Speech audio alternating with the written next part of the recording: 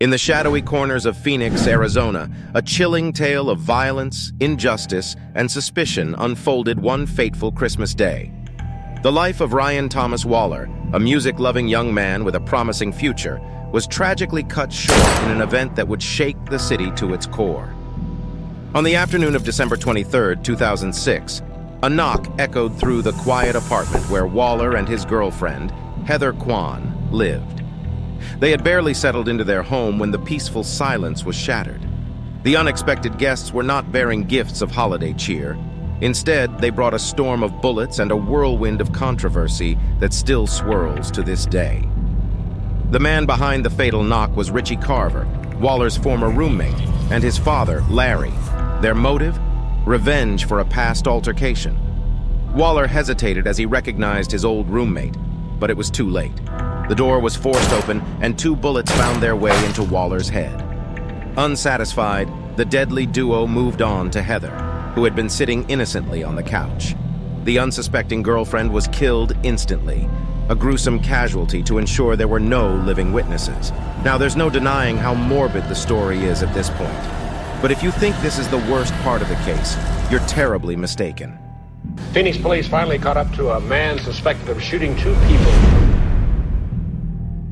The next twist in this grim tale came when Waller's parents, unaware of the horrific scene inside their son's home, arrived to remind him about Christmas dinner. After numerous unanswered calls and seeing no signs of life from the outside, they called the police.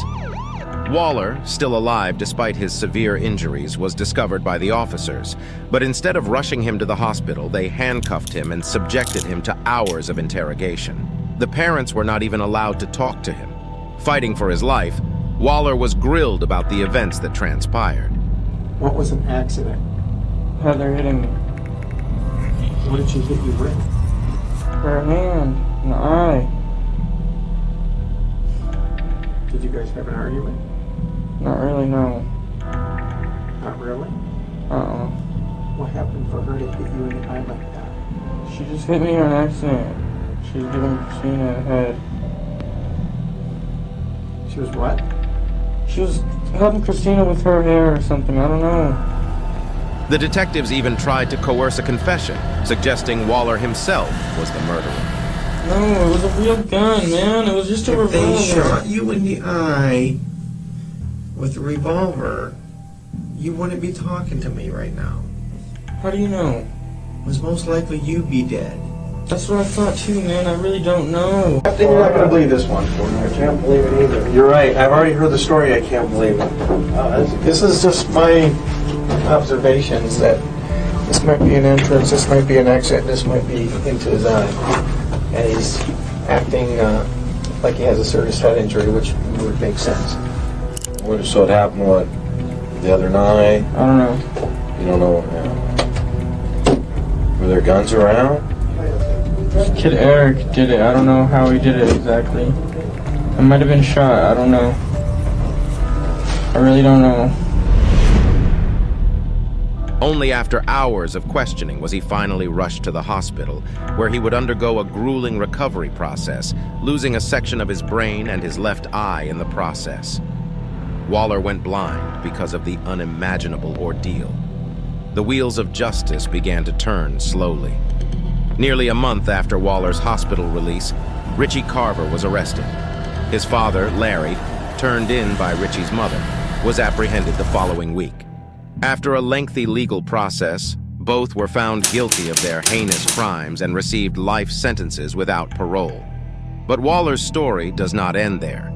His parents, Don and his wife, took their quest for justice a step further, accusing the Phoenix Police Department of gross misconduct and misrepresentation of the events surrounding their son's shooting.